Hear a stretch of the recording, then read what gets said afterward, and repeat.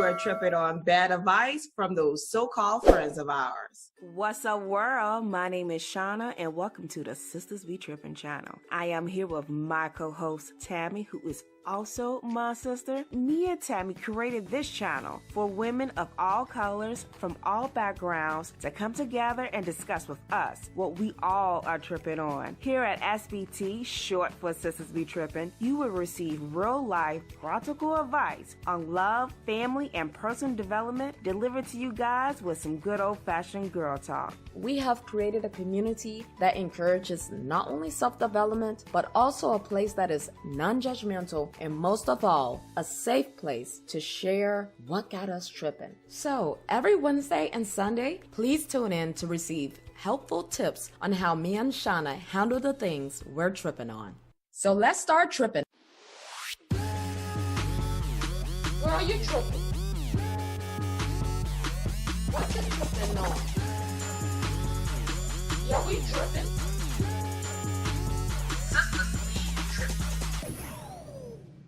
All right, so the quote of the day: don't base your decisions on the advice of those who don't have to deal with the results. That quote was brought to you guys from iLikeQuotes.com.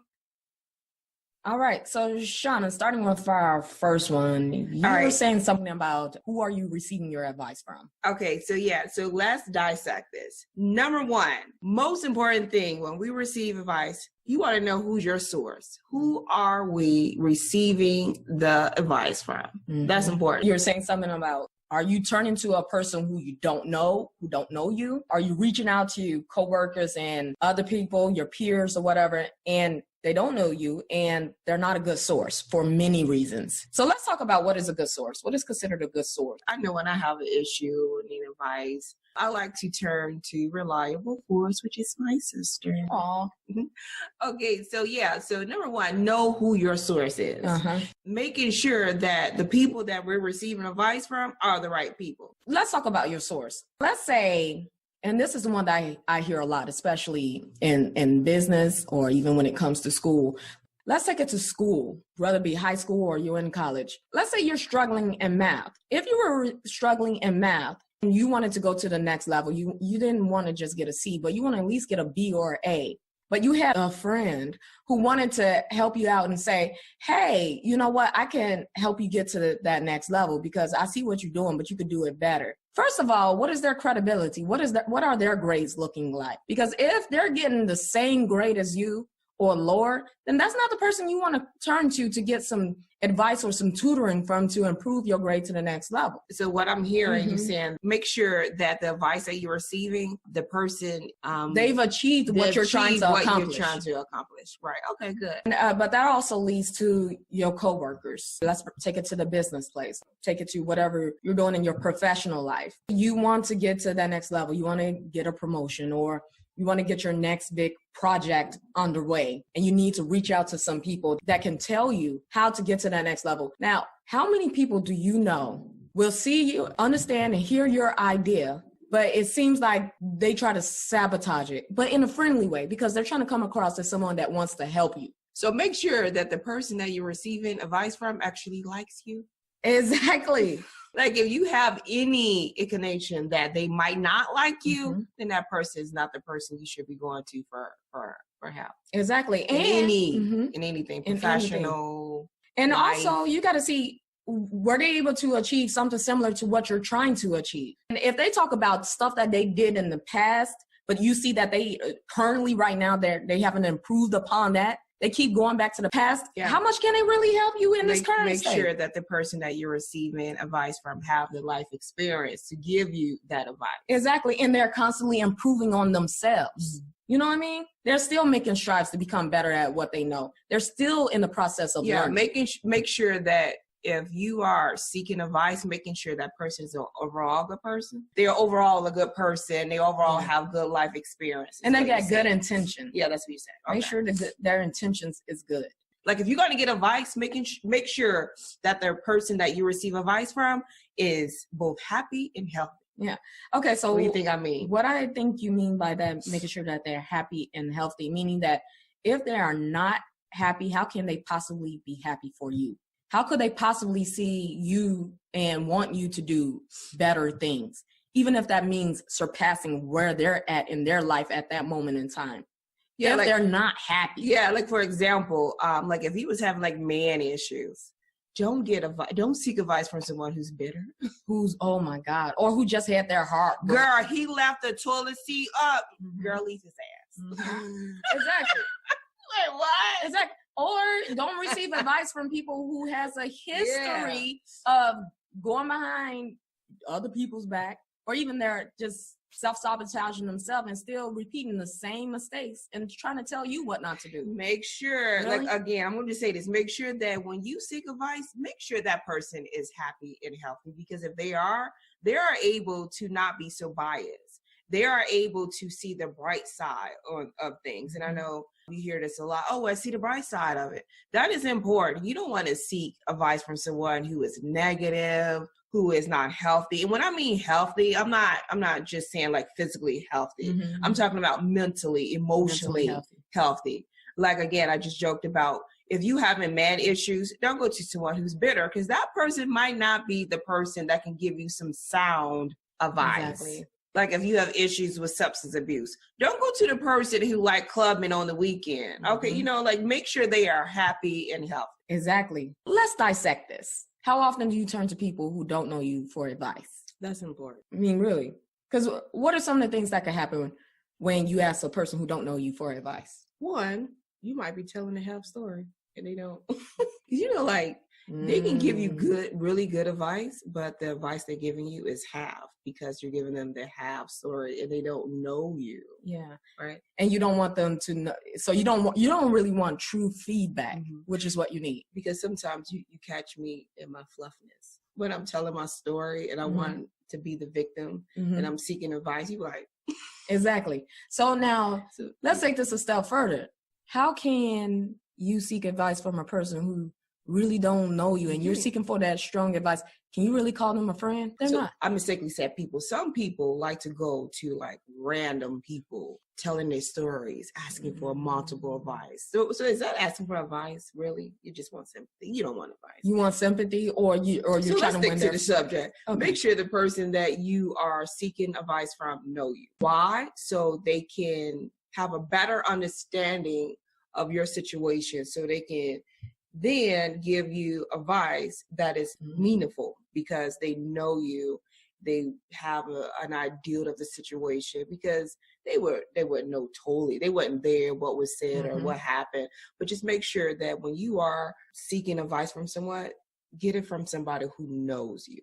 Exactly. So, and how does this play into potentially getting advice from someone who don't know you and really don't have your best interests in heart? What if they don't know you? But what if they do know you? But you think that you're a friend, because this is what this is about. You think they're your friend. Yeah, friends. You think they're your friend. You're talking about friends. Exactly. Right. You think they're your friend, and you go to them for advice. You know what, another thing too, I just had a thought. A lot of times we call people friends and they're not really friends. This episode is about getting bad advice from so-called friends. And our so-called friends, some of them don't have our best intentions. And maybe one of the reasons could be is that they're really not a friend. Are you seeking advice from people that you are calling a friend and they really not a friend? And some of the ways, how can you tell? How do you know that they're not your friend? Now, it's usually not until you hear something and it don't sound quite right. I just looked up the word. I want the definition of a friend, because we use this all the time. Okay, so a friend, according to... you cut me off again. I did, I'm sorry. Yes, you did. Stop cutting me off, Shauna Benjamin Brown. You can call me by my government name. I am the big sister. You can go back. And see, that's how you know you have a good friend, because they're not afraid to tell you what they would do to you. I'll cut you all. Go ahead. Then we're gonna read what's the definition of a friend. And then we'll read what's the definition of a friend. Okay. So the person that you're getting this information from, how do you really know that they're a friend? If they're giving you advice that don't sound quite right in your head, and it sounds like actually you might end up suffering from some bad consequences from taking their advice, then really question that. What's an example of that? Let's say I was looking to, now this is where I usually get messed up because I'm trying to find a story. Can I tell everybody what the definition of a friend? Yes, go ahead, tell them. A friend, a person whom one knows and with whom one has a bond of mutual affection, typically exclusive of sexual or family relations. What? That didn't clear it up for me. Okay, let me read this again. A person whom one knows and one whom one has a bond of mutual affection, typically exclusive of sexual or family relations. So they're saying that a friend is someone that's not in your family. And if they're your friend, then you probably would not be having sexual relations with them. I don't like that definition. Let's see another definition of friend. Okay. One attached to another by affection or esteem. That's important. Esteem, like self-esteem, right? Mm-hmm. She's my best friend. One that is not hostile. Party or group. So basically a person who you all are affectionate towards, or group where you all have like values. You share interests. You motivate each other. You encourage each other. And it was interesting, the word esteem was in there because we feed off our friendships, self-esteem. Yeah, the energy that we can get from it. Yeah. Whether it could uplift you or it could tear you down. Right. Especially if that friendship isn't so like what we said earlier, when we first started talking about this, know who you are receiving or getting advice from. Because if you first know that person, you all share like values, you all have the same interests. So whatever advice is going to align in of how you feel. But, when we often turn to advice, we have the answer inside, but we just haven't organized it yet. Yeah. And that friend helps us organize what we need to do, because we all know what we need to do. Yeah. Regardless of what it is. When we're seeking advice, what we're actually seeking is somebody to help us organize. Yeah, we need somebody to help us validate what it is that we know we need to do. Or when I'm asking you for advice, a lot of times you tell me, oh, you know what to do. And I'm like, no, I don't. And we talk about it. And you give me some, not even like do this and then you do that. You help me organize it. Or validation. Think about it. You're looking for validation, especially if you know what you're about to do isn't. It depends on what the advice is. It depends on what the advice is. That's what I said. I'm just keeping it general. Okay. You're not all the time looking for validation.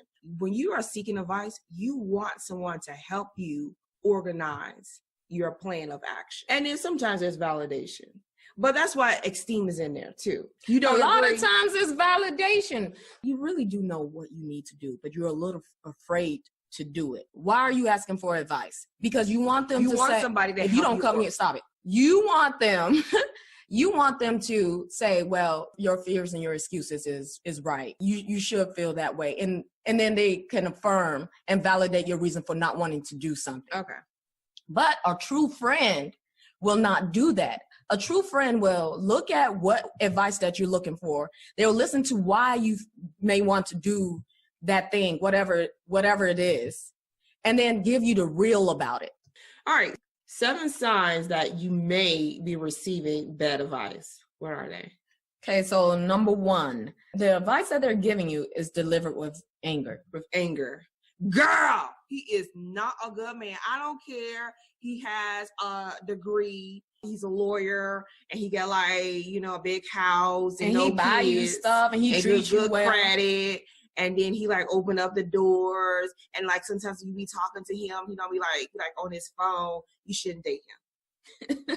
Why not? They get upset over the littlest thing. They angry. Yeah. Oh my God, wait, let me just say this. This is a true story. One day I was at work and I seen 2 young ladies, wonderful young ladies.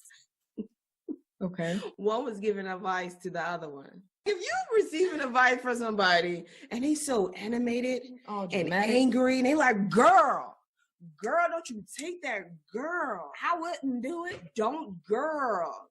I know when I need advice and I'm seeking advice, when I'm seeking advice from you, you are calm. You're like, okay, well, let's talk about this. If you're seeking advice from someone who is just over the top drama, that's a bad sign. Because are they being reckless?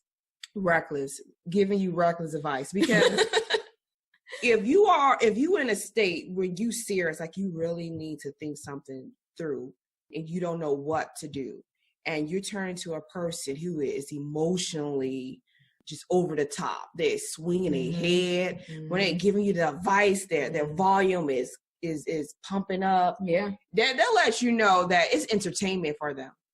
Oh, you might be right. Like if you are receiving advice and you hear phrases like, girl, please, baby, bow. What? Whatever they say, it's not going to be good advice. Yep. Or their main goal is to bring more drama. Okay, so that moving on to number 2. The advice that is being given seems to be over the top, as if it makes the situation worse, yeah. rather than making the situation better. Yeah. If you in an incident where you felt like somebody jilted you, and then part of the advice that you're seeking involves revenge, that's bad advice. If someone hurt you and you turn to your friend, and your friend is like, girl, you get back at that, you know what? That's bad advice. You know what you got to do, right? You know what you got to do. Pumping you all up. Hype man. About to go to jail. About to go to jail. Then she was like, girl, I ain't think you was really going to do it.